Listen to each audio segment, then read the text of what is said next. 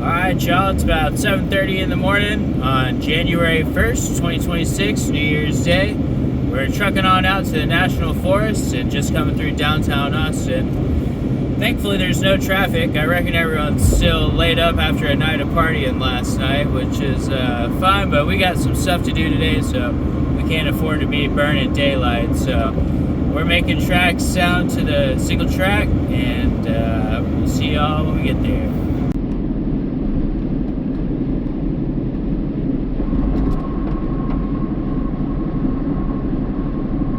So we're in Bastrop now, and we're definitely getting our fair share of military artillery. This is a F4D Flying Phantom, so really cool to see. They just got it on display here at the American Legion Outpost number 553, and we also have a cool howitzer there. So, and here we are in Giddings, Texas, home of the buffaloes, although I ain't seen any yet. Hopefully that'll change here soon.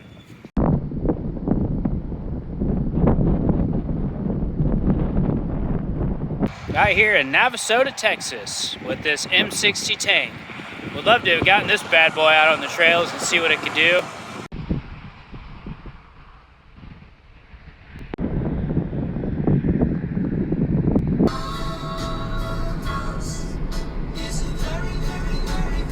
Alright, y'all, we got some dinner going on the Blackstone griddle. Got some little steak fillets. Should be pretty tasty. So there's our yummy steak bites. Little steakums, making a Philly cheesesteak, maybe. That's not what we're making, but you could. Move these over here and finish frying the rest of these up. I'm actually just gonna eat them like little steaks. Really, I wish I had some better seasonings, but whatever. All right, y'all, this is what I've been waiting for all week. I'm staying with my boss, and he doesn't have an espresso maker, so I've been drinking Keurig coffee, which, as you guys probably know, is just coffee-flavored water. So really excited to get this cup of stump water in me and start the day right. It is day 2. We're fixing to get a little Joe and fire up the bike and go for a ride. I don't know if we're going to ride single track or go fishing or what. The day hasn't unfolded that far yet, but when we get some more info, I'll fill you guys in on the plan. Yeah, that's what I'm talking about right there. Got the mobile man camp straightened out a little bit. Even in the wilderness, I still make my bed. I'm fixing to take the bike out for a rip. I got my trash there. I'm going to take to the trash facility, you know. Give a hoot, don't pollute. An 8.5 mile loop on the Woodpecker Trail and see if this X-Pro Storm 250 will ride single track. Probably heard my suspension bottom out just there. That definitely needs an upgrade to be able to really handle these kinds of trails, especially with all these whoops like this.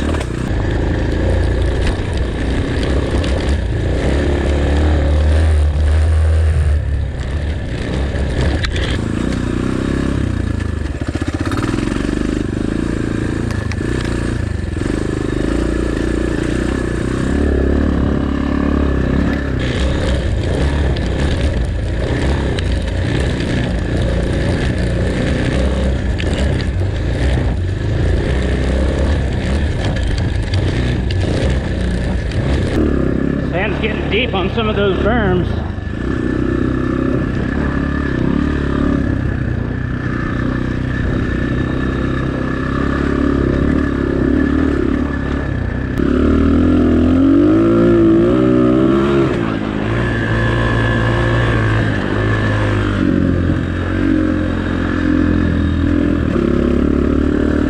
We finally hit third gear.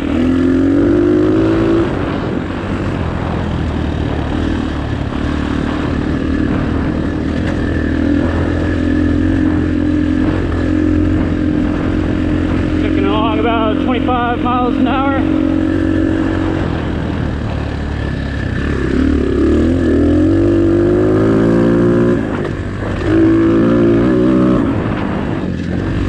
Now we hit 34.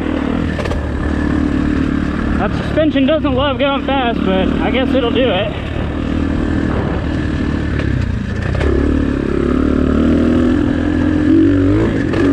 Yeah, I mean, jumps. I can't even jump it without it just completely bottoming out.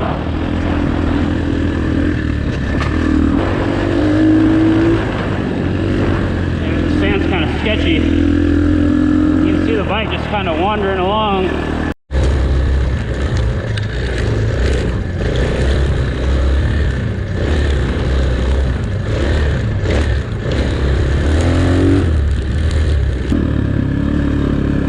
It gets kind of rocky right here, so we get a good mix of terrain on this trail. Some rock, some hard pack, some sand. I think they built this intentionally through their restoration project here at Kelly's Pond in the Sam Houston National Forest.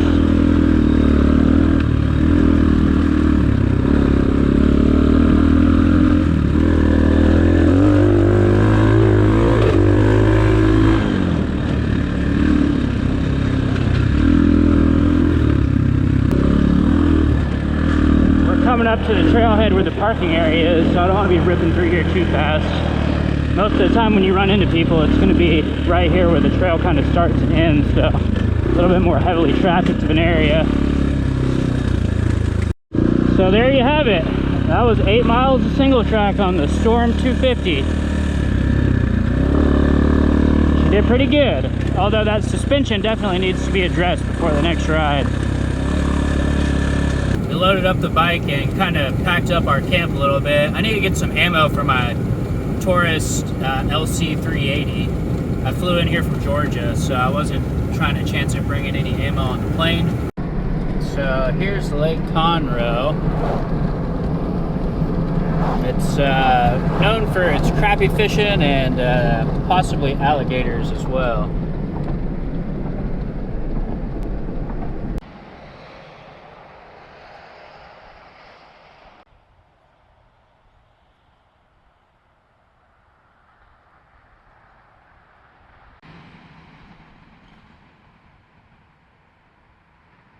So we're gonna do a little bit of fishing, but the road is closed to motorcycles and vehicles, so we're gonna have to ditch the bike here at this fence line.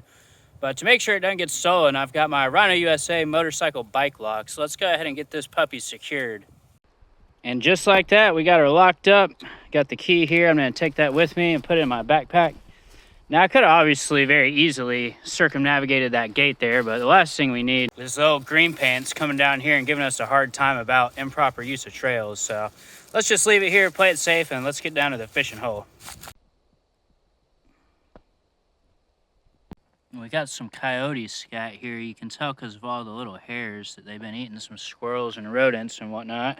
I heard a whole pack of them yipping last night, so I know they're around here, but they typically don't bother anyone, and they're not very active during the day, so I'm not too worried about it.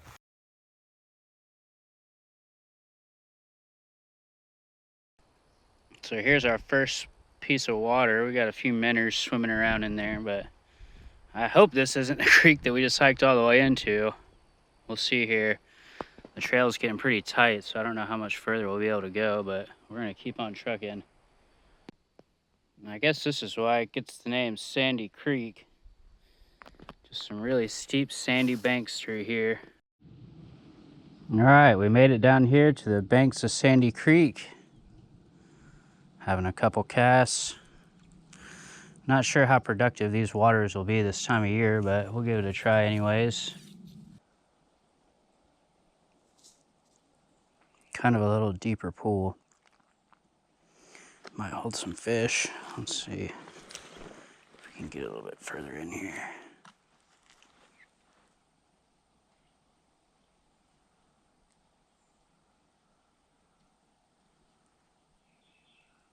Unfortunately, it was a pretty unproductive afternoon of fishing. A nice day to be out here. Unfortunately, this small water creeks just don't produce as much in the winter months. So kind of expected that, but figured we'd give it a shot anyways since it's 86 degrees today.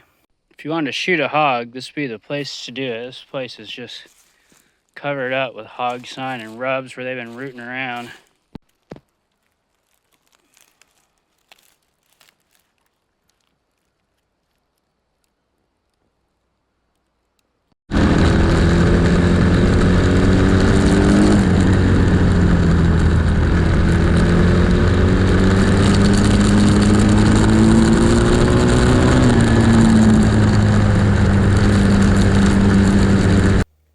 just had a nice refreshing shower here. You can see I got the Rhino USA camp shower and even on-demand water. If you hang it up there, kind of let gravity do the work for you. You don't have to use the pump, which is that piece right there. You can just kind of gravity fall it, but you can see you get some pretty good water flow and pressure. So it's really nice to be able to rinse off after a long day out on the trails or fishing or doing whatever.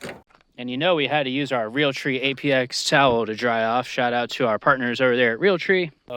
So now we're just gonna chill out, listen to some fish. It's about 4:30 in the afternoon. The sun's starting to go down, so time to relax and take it easy, make some supper. Cooking up some shin ramyun on the Ozark Trail camp stove.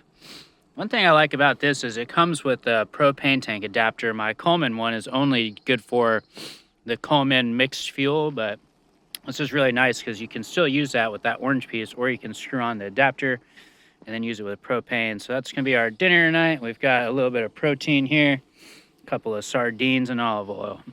Now that's a backwoods delicacy. So I figured I'd talk a little bit about my sleeping setup here at the mobile man camp now that it's getting time for bed. For starters, you know we gotta have the Rhino USA bedspread here. So we've got that, another blanket, a sheet, and then a fitted sheet on a twin trifold mattress I got off Amazon for about 60 bucks.